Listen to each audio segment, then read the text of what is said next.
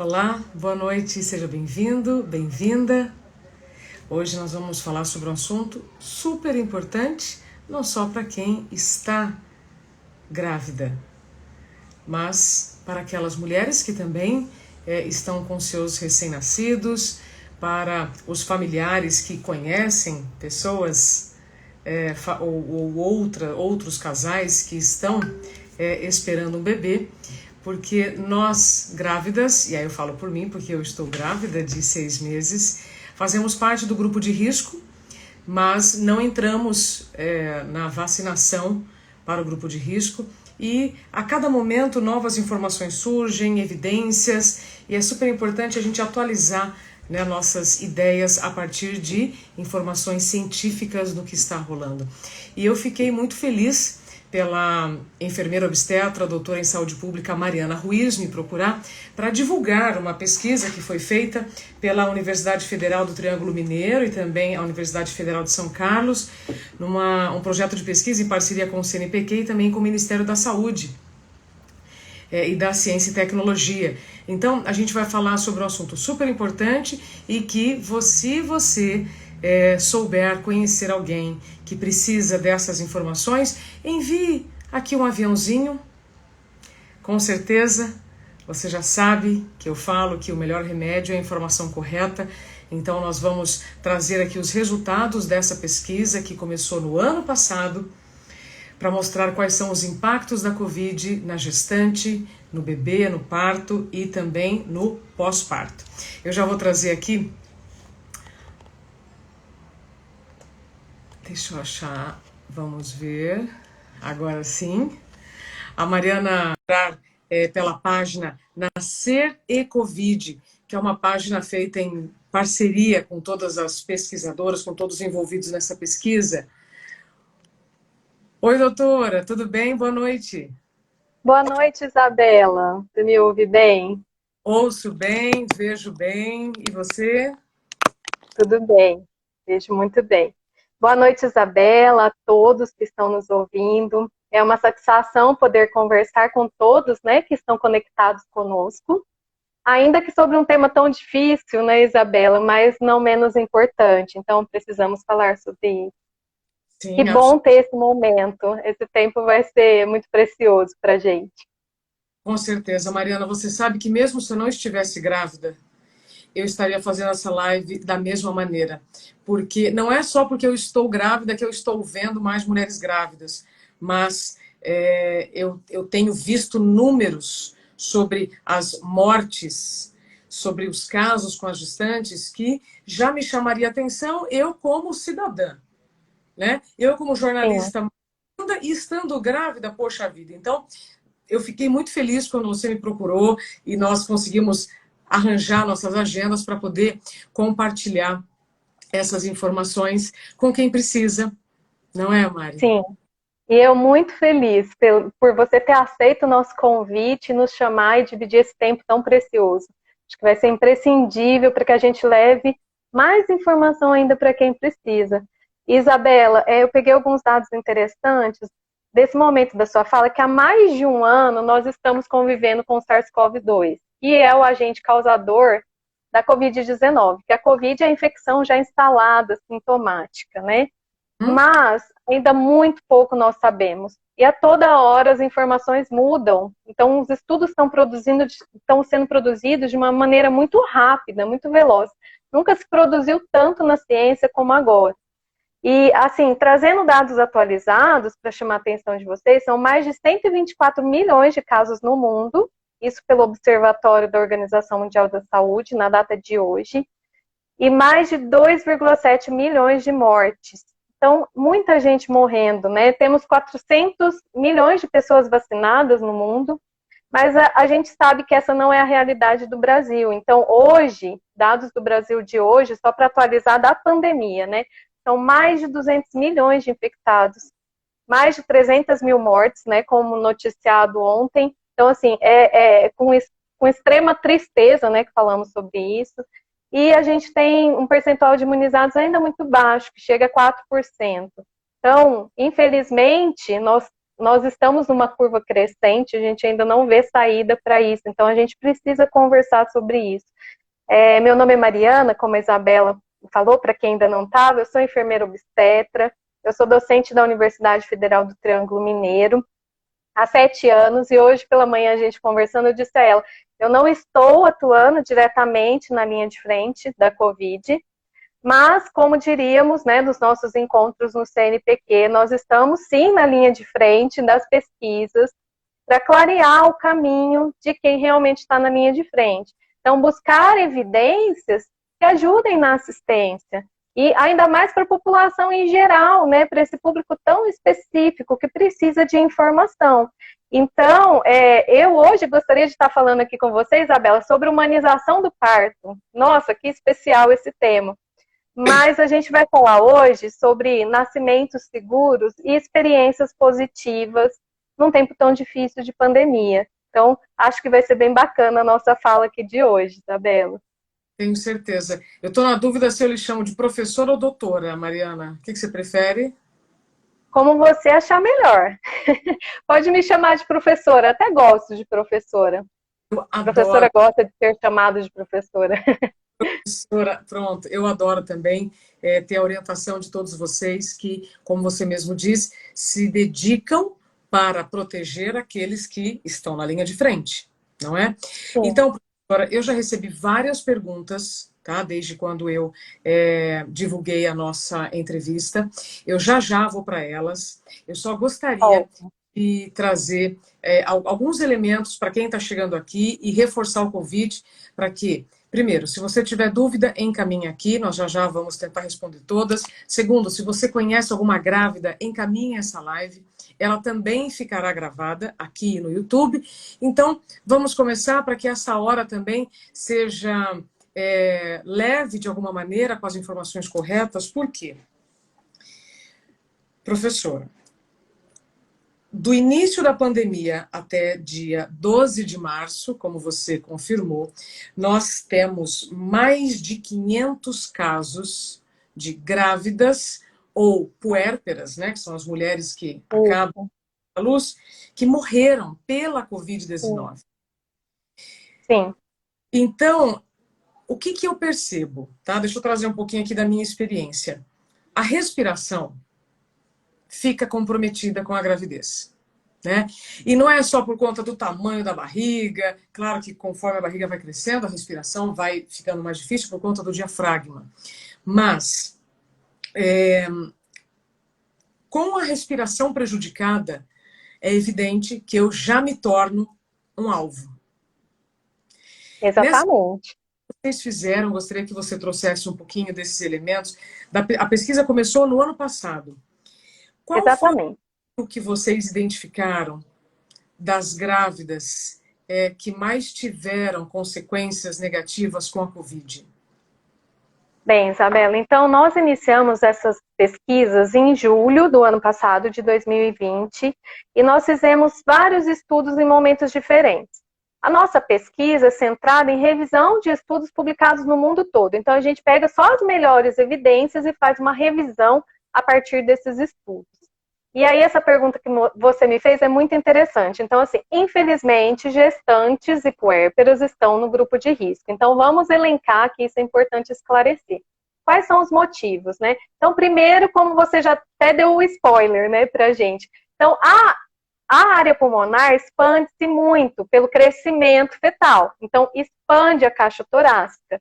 A gestante já passa a respirar mais costal. Normalmente, quem não está gestante, respira abdominal.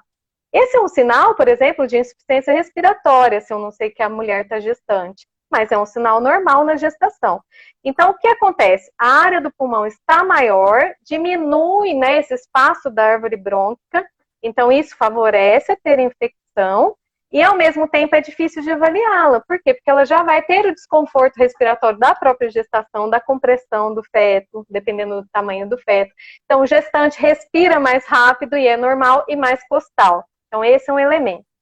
Segunda alteração fisiológica que a gente tem muito importante é que, para dar conta das demandas para ela e para o bebê, a gestante aumenta muito o volume circulante de sangue.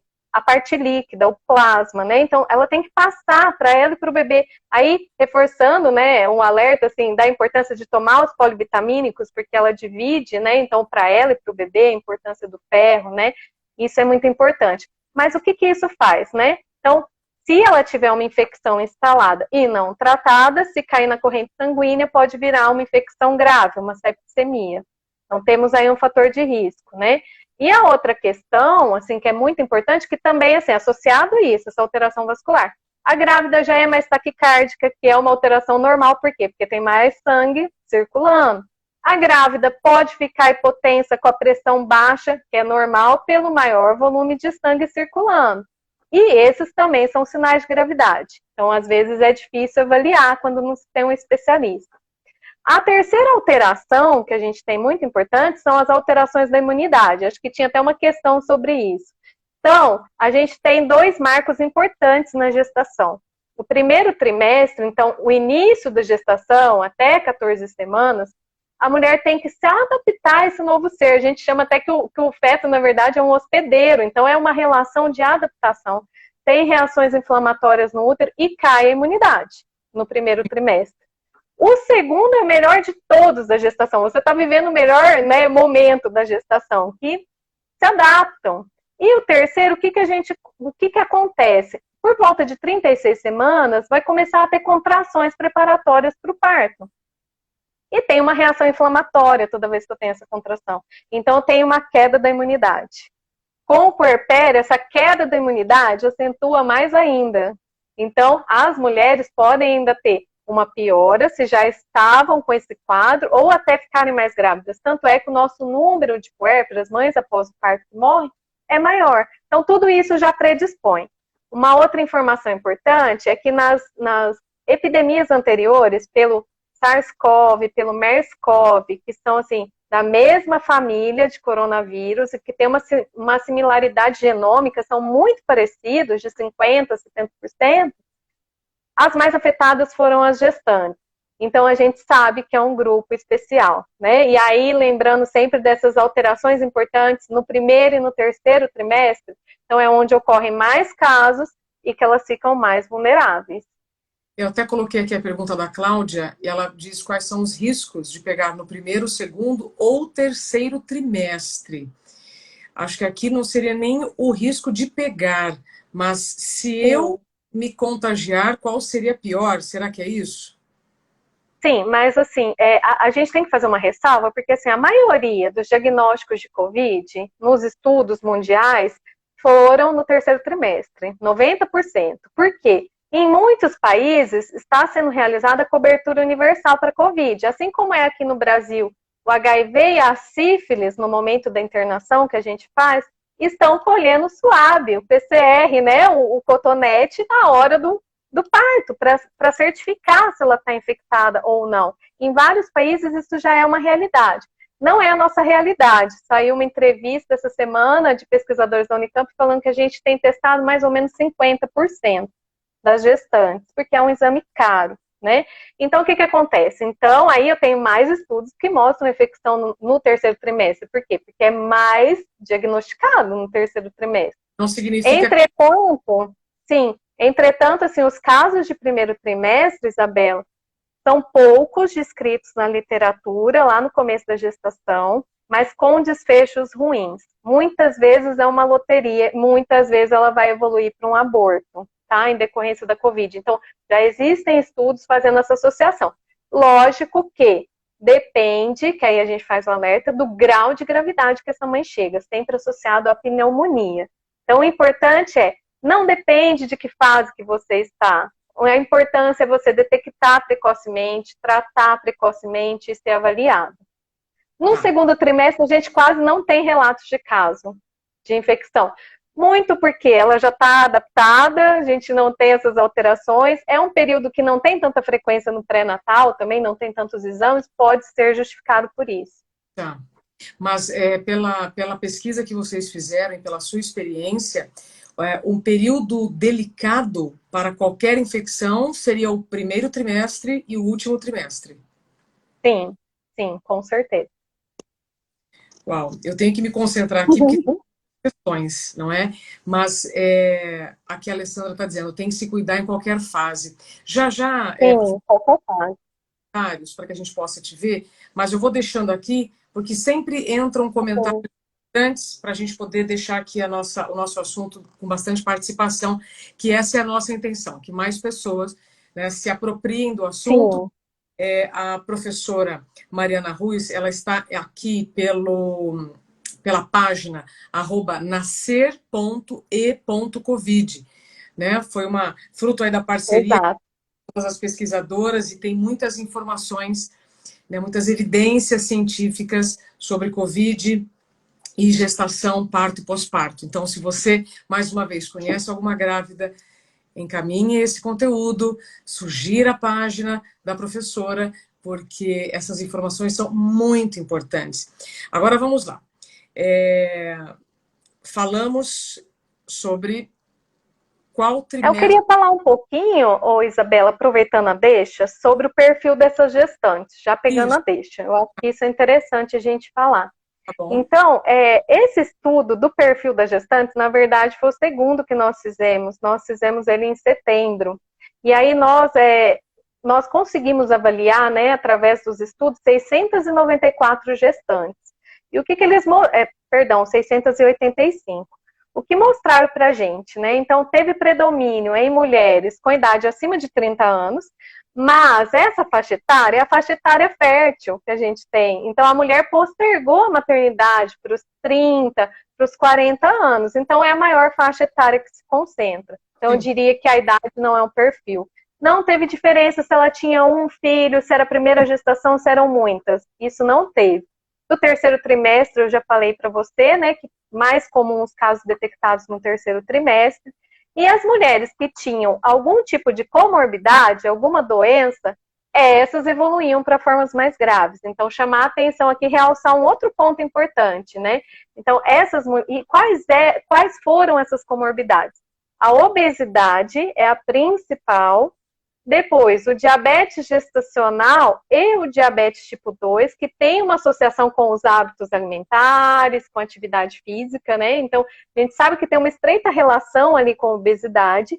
E depois, os casos de hipertensão e asma. Então, fica aí mais uma vez. A mulher, ela tem que se proteger, buscar fazer uma boa alimentação, pensar em tudo isso, né? Porque isso vai conferir uma proteção para ela. Não existe uma cura milagrosa, nenhum alimento que cura, que trata, que previne, mas buscar não entrar nesse perfil, né? Então, eu acho que isso é extremamente importante, trazer que não tem um perfil claro. Então, qualquer uma pode ser infectada em qualquer trimestre. Mas as mulheres que têm obesidade, diabetes gestacional tipo 2, hipertensão e asma estão mais sensíveis a desenvolver a De forma grave. uma forma grave do Covid, né? Porque a gente não pode ficar, Sim.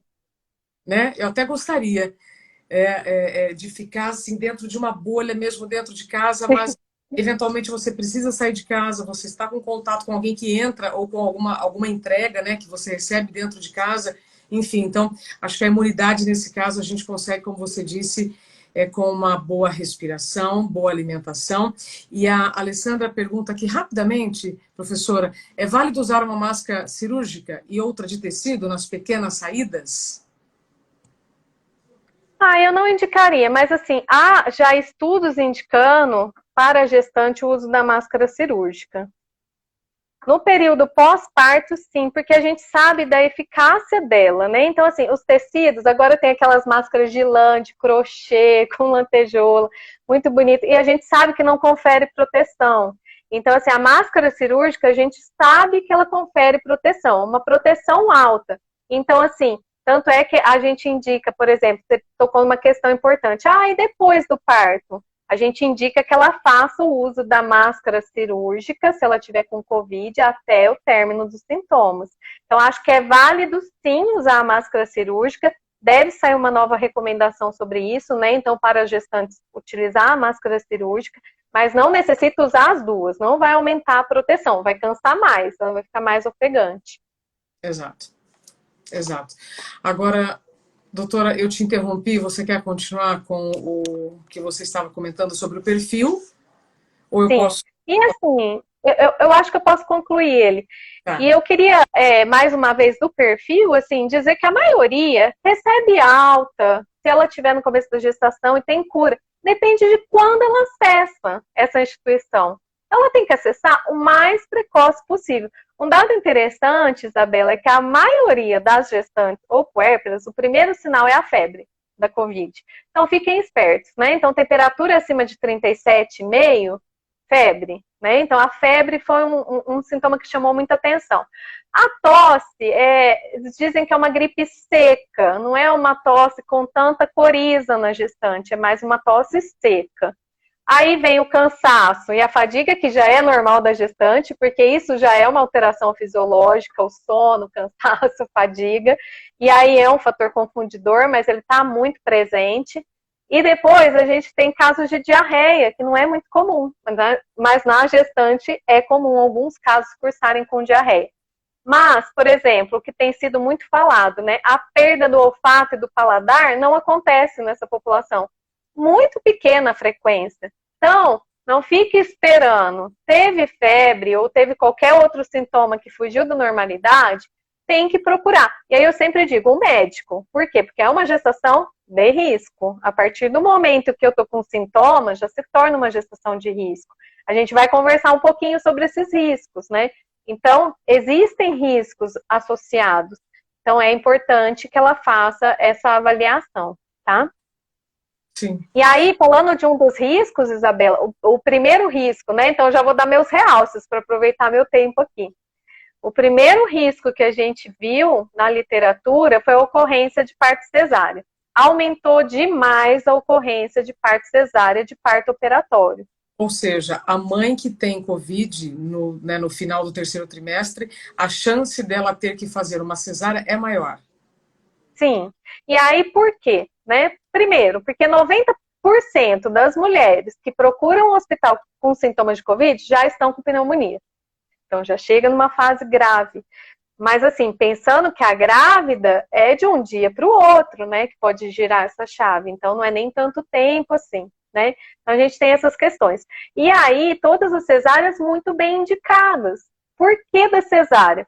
Porque a mãe está com uma descompensação respiratória importante, cansada, ofegante, falta de ar, ela não tem nem para ela, e a gente gera uma hipoxemia fetal, uma má oxigenação desse feto. Então, quando a mãe respira mal, também não está indo o suprimento de oxigênio para o recém-nascido. E ele acaba entrando em sofrimento. Então, essa é a indicação das cesarianas vigente. Então, aumentou muito. Então, tem risco? Sim, existe o risco. Por isso que tem que se cuidar.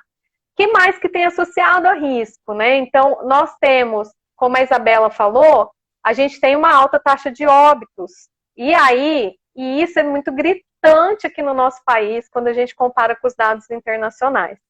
Eu gosto muito de falar sobre esse tema, eu sempre estudei a mortalidade materna, porque sempre me inquieta muito.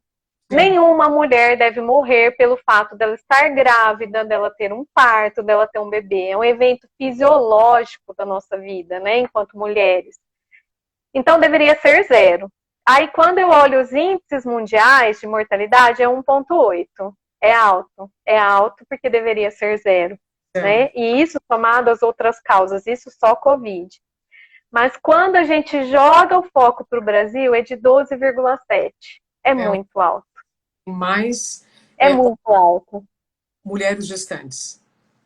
E assim, já teve alguns momentos que o Brasil liderou esse ranqueamento, alguns momentos ele fica atrás dos Estados Unidos, mas está lá sempre juntinho ali, né? Numa briga que a gente não gostaria de estar, né?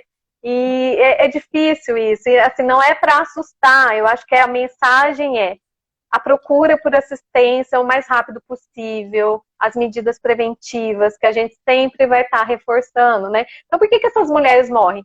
Porque demorou demais para chegar, por medo da doença. Muitas mulheres param de ir na consulta pré-natal. A consulta pré-natal é importantíssima, ela faz um diagnóstico da gestação, do feto, de tudo mais.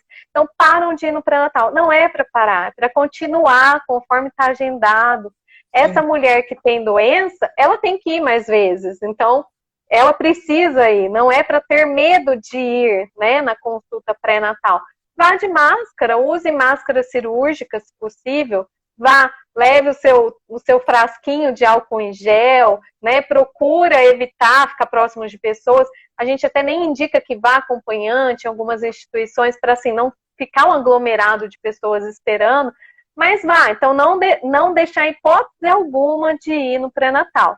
Aí o que a gente tem mais? Tem pessoas com problemas financeiros ou de transporte, que mostram as nossas disparidades. O que mais? A gente tem essas dificuldades de acesso, né? Mulheres isoladas em local muito distante da instituição de saúde que ela vai ter o parto, então demora até chegar. A gente sabe que a gente está tendo uma redução de suprimento, né, da saúde, de profissionais atuantes, então isso compromete a qualidade? Compromete a qualidade também.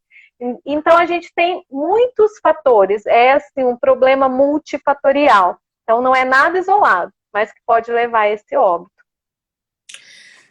Deixa eu dar uma resumida aqui, professora, para quem está chegando agora. Eu estou conversando com a professora Mariana Ruiz, enfermeira obstetra, doutora em saúde pública.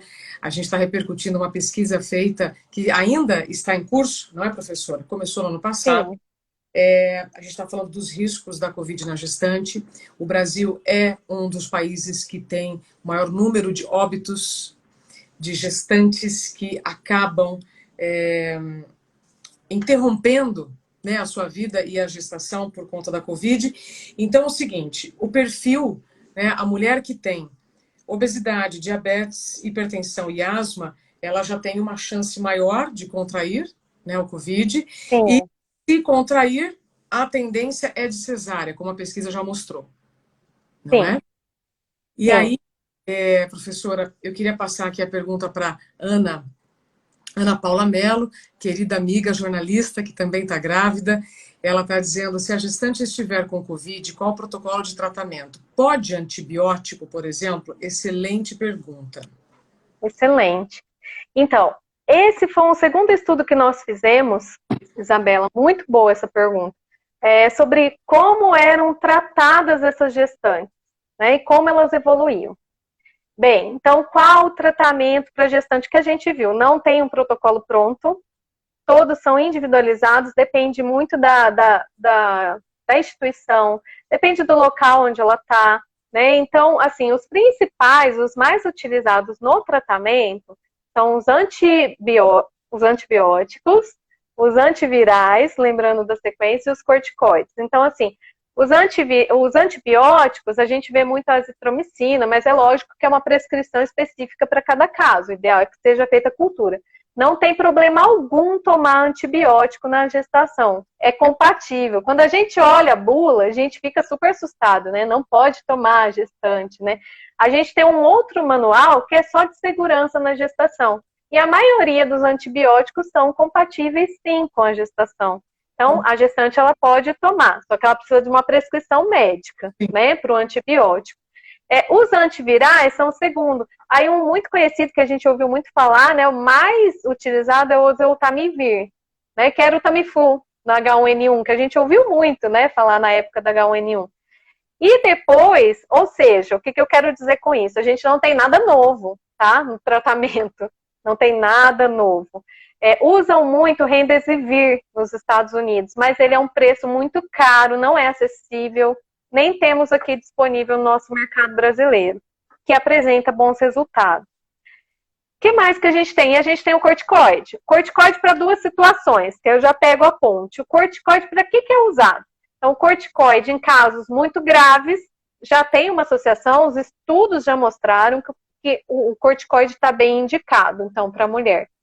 Mas também a gente tem o uso para prevenir a prematuridade, que é a betametasona. Então, a gente faz as injeções na gestante quando ela tem um risco de parto prematuro. O corticoide ajuda nessa maturação pulmonar do feto. Então, geralmente, ele é usado ou para uma coisa ou para outra, mas acaba que ao fazer, né, a maturação do feto, eu já ajudo um pouco ela nessa questão da COVID, né? Então, foram os medicamentos mais utilizados nesse perfil dessas mulheres. Poucas precisaram de usar oxigênio, quando no tratamento precoce, né? De usar máscara. um número muito menor de mulheres entubadas na gestação, poucas internadas em CTI, embora a gestante tenha indicação de ser acompanhada em CTI se ela apresentar sintomas graves, né, moderados ou graves durante a gestação. Então, na verdade, não tem nada de novo, nenhuma droga em teste. Gestante nunca participa de teste nem de medicamento, nem de vacina, num primeiro momento, né, por questões de segurança fetal. Então, não temos nada de novo. São os medicamentos antigos sendo usados para gestante. Aí eu iluminei um outro ponto que é importante, né, que é um outro risco da COVID, que aí eu quero ressaltar. A questão que mais nos inquietava, Isabela, era se transmitia para o bebê. É uma questão que não apareceu aqui, mas eu acho que muita gente tem medo, né? Nossa, será que transmite para o meu bebê, né? E o que a gente viu? Então, esse foi o primeiro estudo que a gente realizou lá em julho. Se a mãe então, foram avaliados... bebê. Isso, foram avaliados 219 neonatos nesse estudo. O que a gente observou? O número de infectados foi muito baixo, dos bebês, tá, infectados. Então, foi muito baixo, deu 4%. Foram poucos. E todos eles evoluíram com uma forma muito leve, ou assintomáticos ou com forma leve da doença, graças a Deus, né? Então, assim, não tiveram repercussões graves esses bebês. Bem, mas o que a gente teve, né? Então, assim, a gente teve um alto percentual que ficou em CTI desses neonatos. Por que ele foi para o CTI? Ou porque a mãe estava muito grave, ou porque o bebê precisava ficar separado da mãe. Ainda mantinha-se isso, né, dele ficar separado da mãe. Hoje a gente deixa no quarto, numa distância segura, mas antigamente iam todos para o CTI. Mas o que nos chama muita atenção, que é muito gritante, é o índice de prematuridade. Então isso eu quero deixar muito bem realçado, né? Então a prematuridade aumentou de 10% a 60% só pelo fato dela ter Covid. Então, fica aí o alerta, né? Por quê? O que acontece? Então, assim, esse bebê, às vezes, os óbitos que nós olhamos, né? Então, nós tivemos 2 óbitos nesses 219. Foram extremos prematuros. Então, não é para deixar com medo, mas é um alto risco que a gente está falando. A gente está falando de um risco para o bebê dele nascer muito prematuro, dele não estar pronto, de uma série de intervenções. E isso foi associado à Covid e, mais uma vez, à forma grave. Quando ela chega com pneumonia, os 90% que chegam lá, né, nas instituições. Então, a importância da procura precoce, né, e do tratamento.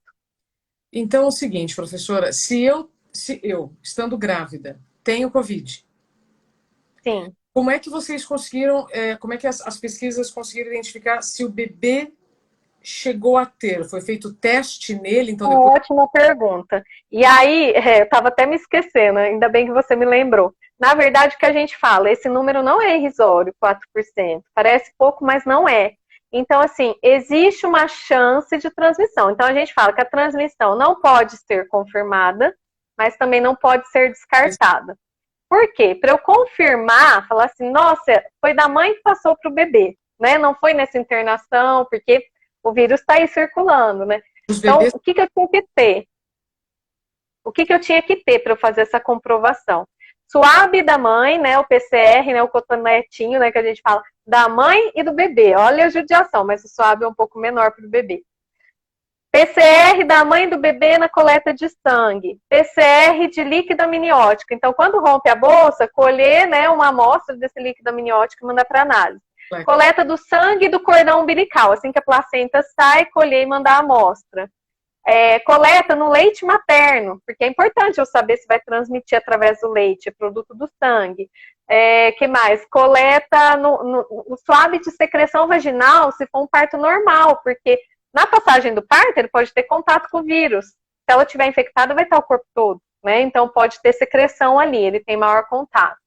E também o anátomo patológico da placenta. O que é isso? Depois que sai a placenta, manda para uma análise bem detalhada, que vai olhar a formação e avaliar e fazer o PCR dessa placenta. Então, no instituto especializado. Então, para eu comprovar, eu tinha que mostrar que em todas as espécimes estava positivo. Nesse período, eu não tive nenhum estudo que me comprovou em todas as espécimes. Então, pode ser que esse bebê tenha pego do contato com a mãe, com o profissional, de estar na instituição hospitalar? Pode ser, a gente não sabe.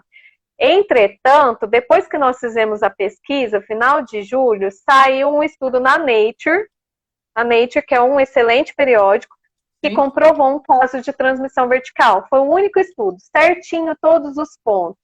Então, coletou todas as amostras e ele identificou um caso de Covid, né, que foi comprovada essa transmissão vertical. Então, existe a possibilidade, não é nula. Ou seja, vamos voltar aqui, vou fazer igual sala de aula, tá? Ver se o professor assim. Aham, A mãe contraiu o Covid. sim, Ela se curou do Covid. Teve o parto. Aí esse bebê foi testado recém-nascido. isso, Horas ou um dia, enfim. isso. E estava já com o Covid e Sim, foi comprovado que ele teve o Covid pela mãe e não foi um contágio externo. sim. Tá. Porque a partir do momento que eu tenho todas essas espécimes, já me indica que a mãe estava infectada e que essa transmissão aconteceu. A pergunta da Simone, ela é muito interessante. Tive Covid mês passado, grávida de 5 meses. Meu bebê já tem anticorpos. Então, as mães que já tiveram e trataram, será que o bebê ele já nasce, ele ainda vai ter chance depois de contrair? Isso a gente não pode afirmar, ainda não tem nenhum estudo que mostra. Tanto é que a gente agora tem a reinfecção, as pessoas podem se reinfectar. Então, não dá para afirmar, Simone. Então, manter as medidas preventivas, não dá para saber se ele vai ter anticorpos ou não, não tem nenhum estudo que comprova ainda. Como você disse, reinfecção. Eu conheço várias pessoas que pegaram mais de uma vez. Sim, temos as variantes agora, né, Isabela? Tem isso também, Ai, bem que complicado. vontade de entrar numa bolha, né? Meu, É, né? A gente quer mesmo, Isabela, eu me lembro infelizmente. da fase em que uma grande amiga, ela engravidou no período da chikungunya. E era um drama tremendo, que também estava no ar, nossa senhora, era repelente. De novo, né? Dá para entrar numa bolha? Não dá. Dá para a gente se cuidar, Não, prevenir e evitar o contágio. sim. E o terceiro, para mim agora, essa fase ela é muito importante, porque a gente sabe que até o 7º mês, né, qualquer situação, o bebê é muito prematuro. Né? Uma coisa é ser prematuro, Sim. outra coisa é muito E eu prematuro. sempre brinco, Isabela, que é assim, o bebê, ele fica. Quando a gente pensa, nossa, por que ele nasce prematuro? Né? Eu até brinco quando dou aula para meus alunos, que assim, que ele.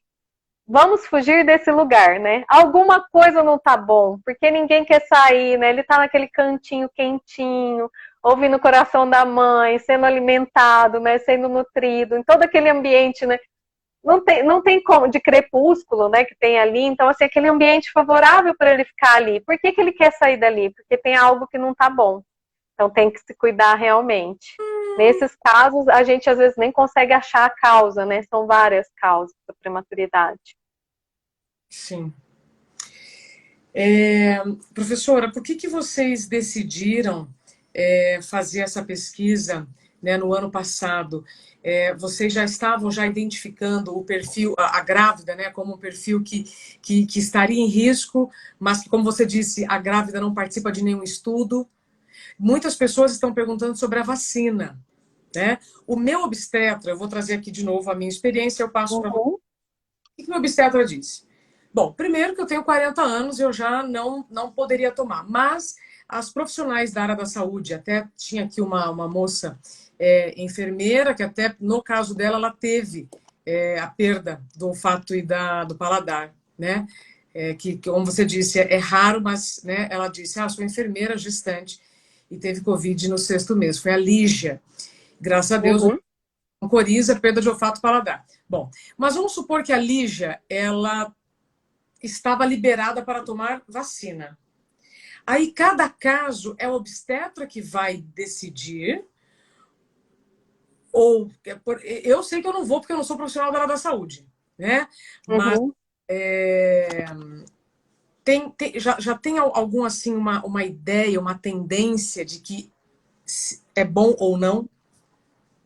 Na verdade, Isabela, a gente nem estudou essa questão das vacinas, mas com as redes sociais a gente estudou. fora a pesquisa do CNPq. Então, porque era uma demanda que sempre vinha, né? As pessoas estão angustiadas, né?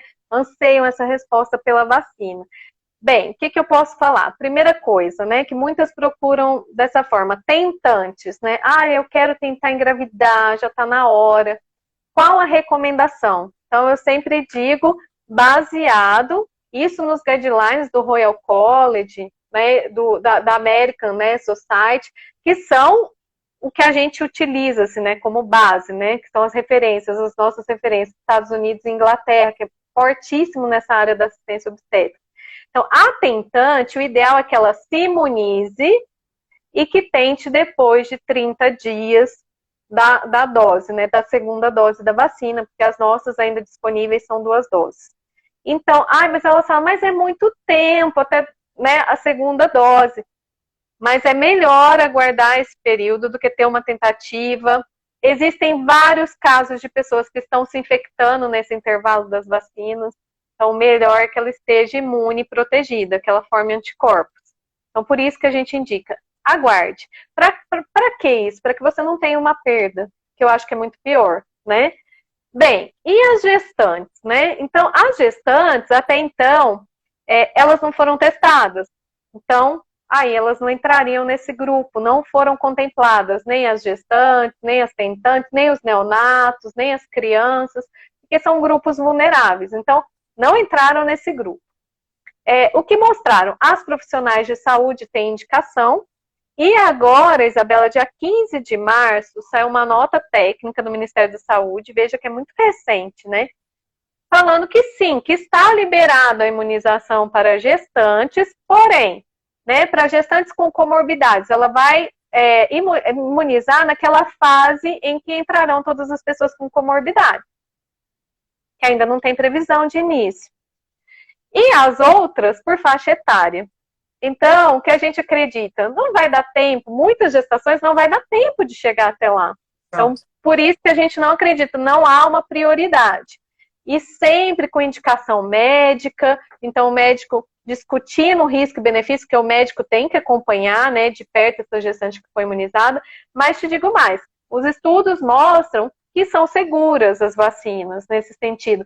E por que eles mostram que são seguras? Porque não fez teste com nenhuma gestante, tá? Mas mulheres que estavam em teste engravidaram no meio dos estudos das vacinas. E aí eles avaliaram essas mulheres como foram os desfechos delas, né? Então, assim, eles ainda se baseiam, ainda não teve o parto. Então, ainda se baseiam se ela teve perda fetal ou não, se ela teve um aborto ou não. E aí o que mostrou é que não teve aumento nesses índices de aborto. Que nenhum foi associado à vacina. Então, aparentemente, é muito segura. E aí a nota técnica fala da liberação, né? Então, ou por comorbidade ou por faixa etária. Então, por enquanto, ainda não temos nada muito claro, né? Muito definido nesse sentido. Sim. Agora, o importante é não adquirir nenhum problema respiratório. Gripe, pneumonia, né? Para não deixar já o seu pulmão mais fragilizado. Isso é E aí também quem fuma tem que parar, né? Ou reduzir. Porque o fumo aumenta a probabilidade de ter, e também quem fuma leva muito a mão à boca, né? Entre a boca e o nariz, e aumenta essa probabilidade de adquirir a infecção. Então, tomar cuidado com esse detalhe também. Sim. Olha, o Correia, ele pergunta, né? Como o organismo da gestante reage diante da Covid-19? Então, o que a gente tem é isso. Então, na verdade, a maioria se cura, mas depende muito do quadro, de como ela vai estar, se ela está com uma pneumonia ou não. Não há uma resposta clara. Eu até digo que a Covid é algo assim muito difícil para a gente lidar, é muito desconhecido ainda. A gente ainda está pisando em ovos, a gente ainda não conhece. Não dá para falar como ela reage, se ela reage assim ou se ela. Não dá. Uma coisa que também é importante, que acontece em gestantes, que aumenta o risco de tromboembolismo. Essa é uma reação que aparece nas gestantes. Então, aumenta o risco de tromboembolismo na gestante com Covid. E aí, essa mulher tem que ser avaliada. Alguns casos, aí ela vai precisar usar um anticoagulante profilático. Isso sim é associado à gestação. grávida? Qualquer grávida. Existe até uma faixa de pessoas com comorbidades que também tem um comportamento semelhante, mas as grávidas, em qualquer fase da gestação, pode acontecer esse maior risco de tromboembolismo. Que significa, na prática? Na verdade, quando a gente tem formação de trombo, de trombose, que pode dar uma embolia pulmonar, então é um quadro bem grave. Ah, muito bem. Doutora, eu vou tirar aqui um pouquinho os comentários para a gente poder, então, fazer uma conclusão, tá? Que a gente possa te ver, né? Para que a gente possa agradecer também com os nossos olhos, com a nossa energia, por todas as informações e por essa pesquisa que vocês fizeram, que, a meu ver, não se encerrou, né, professora? Não, não se encerrou, Isabela. Nós estamos concluindo, né, da parte do fomento, nós agora estamos estudando o impacto no aleitamento, e os dados também não são bons, reduziu o índice de aleitamento, e aí é muito relacionado também nessa mulher que está sintomática, e a gente não sabe a longo prazo o que isso vai trazer para a criança, né? Então, às vezes a mulher não está se sentindo bem, não está se sentindo confortável, não consegue amamentar e para de amamentar. Então, esse é um detalhe importante. E agora nós queremos fazer pesquisa de campo, então a gente vai conhecer quem são essas mulheres, né, e seus desfechos. Então, esse será nosso futuro daqui para frente. Em relação ao aleitamento, pode, eu entendo que, então, se a mãe teve ou está, o leite pode diminuir, ela pode ter problema na amamentação? Não, diminui o índice de aleitamento porque a mulher não amamenta.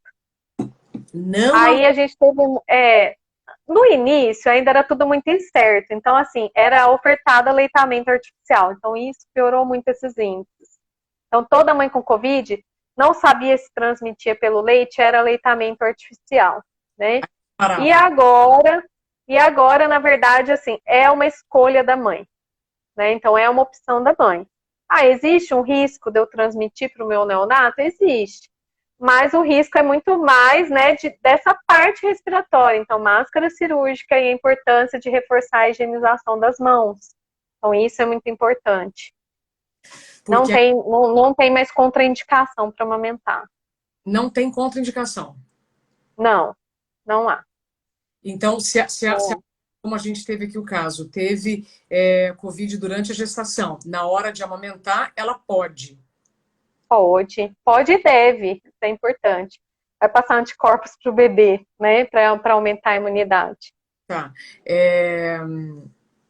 Uau. Mas é importante porque a amamentação é muito difícil, Isabela. Então, assim, a mãe precisa realmente estar bem fisicamente. Então, isso que mostra. Então, às vezes o Covid devasta muito, desgasta muito a pessoa. Então, às vezes ela não está bem para amamentar. Então, tem esse detalhe. Tem leite, é porque ela não tem condições. Isso. Não tem condições físicas. Entendi. Professora, antes de pedir sua conclusão, só uma pergunta aqui que desde o início eu quero fazer, ela é dura, mas eu tenho que fazer, né? Das gestantes que morreram, os bebês sobrevivem, dependendo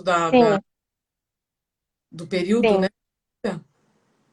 Depende da idade gestacional. A maioria sobrevive, fica muito bem.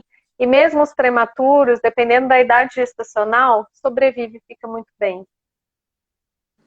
E esse é um ponto para se ressaltar, né, Isabela? Porque eu diria que assim, isso é muito grave. A privação da mãe para aquele bebê é muito grave, né? Então, assim, a mãe às vezes perde um filho e tem um aborto, isso é de uma dimensão, de uma dor bem grande, mas ela tem possibilidade de ter outros, né?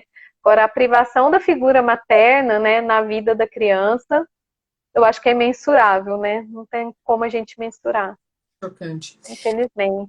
Então, professora, nesses últimos minutos que nós temos, para quem está aqui, para quem vai acessar também o conteúdo depois, quais seriam suas considerações finais pela pesquisa que você fez em parceria com a UFTM, a UFSCar, o Ministério da Saúde, o CNPq, enfim, é mais de um ano de estudo, não é? Acredito que muitas pessoas já passaram junto contigo. Quais são suas considerações finais? E para quem está nos ouvindo, né, quais são suas recomendações?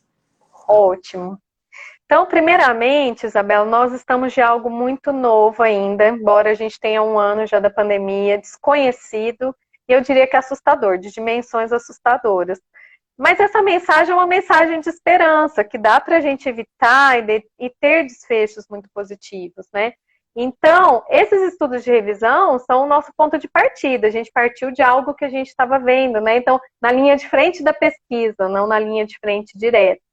E como nós vimos, não há um perfil claro de quem serão as infectadas, não temos isso. Os riscos são muitos para as mães, né, e para os neonatos também, principalmente relacionado à prematuridade. E lembrando, né, que as tentantes, as gestantes, os bebês, né, os neonatos, as crianças, as puérperas ainda não serão contempladas, né, priorizadas com a imunização. Então, nós precisamos proteger esse público, né? Então, primeira coisa, eu acredito, meu grupo de pesquisa também acredita muito na importância da educação em saúde, da informação de qualidade, né? De uma evidência científica robusta, né? Que a gente vê que tem qualidade, né? No método.